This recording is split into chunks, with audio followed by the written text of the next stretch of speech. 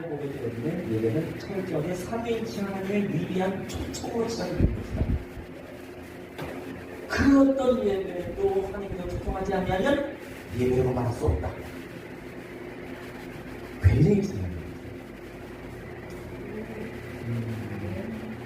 사람들은 자꾸 착각하는데 하나님이 우리가 오라면 오고 오지 말려면 안 오고 그런 분 아님에도 불구하고 하나님은 엄청나게 자유하신 분이십니다. 자유에도 너무 자유하십니다. 그래서 어떤 때 하나님 생각하면 약간 시험됩니다. 모든 걸 당신만으로 하십니다. 이것도 좋게만 해서 당신만이지 솔직히 하나님은 지 맘대로 하십니다. 우리가 지금까지 신앙생활하면서 속으로 그런 생각 안 해봤습니까? 하나님 지만 들었습니까? 하나님도 지만 들어보는 거야. 한 번쯤은 해봤겠지. 그것을 강사가 대놓고 말하니까 당황스러운 분인 거죠. 예수님도 하나님의 뜻을 못 굽혔던지 안 굽혔던지 그러니까 하나님의 뜻은 항상 견고하게 서 있습니다. 그래서 하나님의 성품 중에 하나는 고집이겠다는 거 그것도 똥고집 똥고집이신 하나님을 많이 묵상하시 그렇겠습니다. 그래서 우리가 신학적으로 하나님의 주권이라고 말할 겁니다.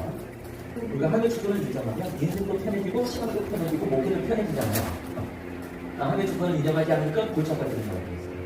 그래서 저는 개인적으로 저의 기도에 대한 저의 표현을 하면 저의 언어로 하면 기도의 출발은 조종이다. 어때요? 우리가 선한 의도든지 나쁜 의도가 됐든지 기도의 근본 의도는 조종이에요. 하나님 한국교회를 부흥케 하여 주시옵소서. 하나님을 조종하는 거죠. 그래서 부흥됐어요. 그것도 이문에 이끌이 됐어요. 그러니까 하나님이 생각하는 부흥과 우리가 생각하는 부흥이 좀 다른 거죠. 그런데 자꾸 부흥케 해달라고 우리는 하나님 자꾸 조종하듯이 기도를 하는 기도의 특징 자체가 그거예요.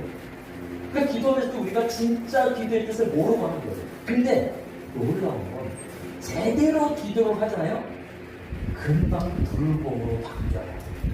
5분만 제대로 기도해도 제가 회개하겠습니다.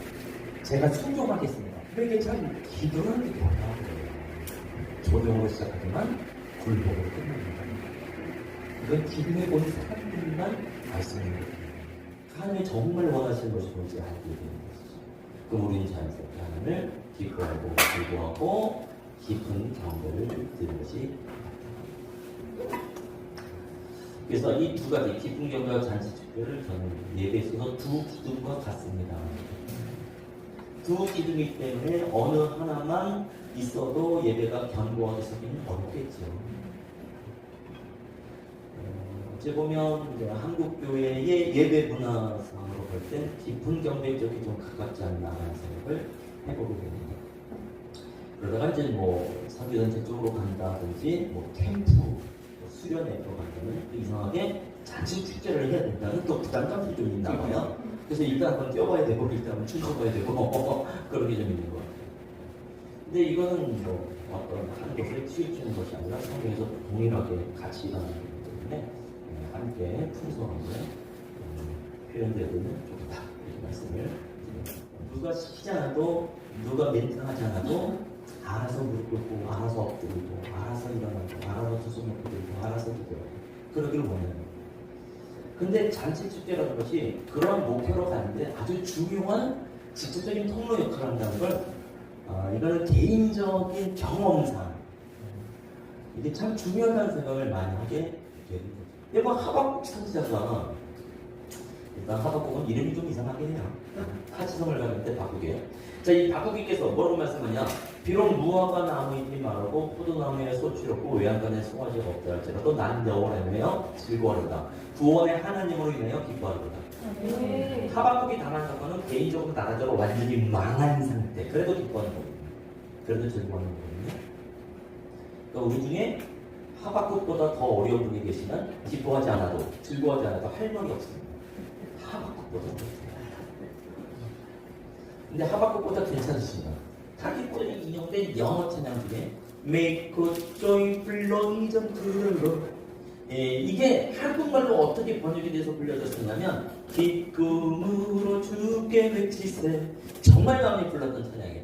근데 사실은 정확하게 번역이 안 된 거죠. 특히 조이풀 노이즈가 번역이 안 된 거죠. 노이즈가 무슨 뜻입니까?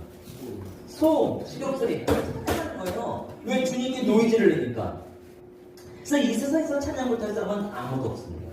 그런데 20년 전의 한국교회와 지금의 한국교회에 제가 볼 때 가장 큰 차이가 바로 이 소리인 것 같아요. 성도의 볼륨. 20년 전에 비해서 성도들의 볼륨이 제가 볼 때 10% 정도로 줄어버렸어요. 말씀에 의지하면서 얘기를 하면 춤이 됐든지 박수가 됐든지 노래가 됐든지 상관이 없는 거예요.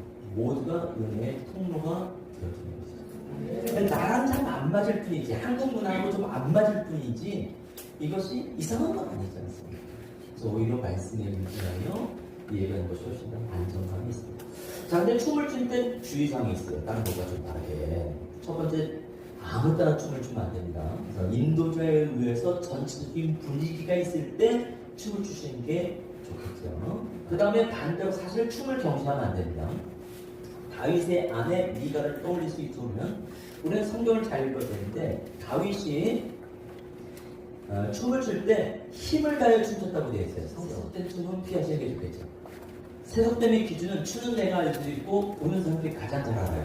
사람들이 막 민망해 여기면 빨리 절제해요. 자연스러운 분위기, 습성이고 나타나는 생각을 참여합니다. 그러니까 이런 세 가지만 주의를 하면 춤추는 건 전혀 문제되지 않고 모두 말씀입니다.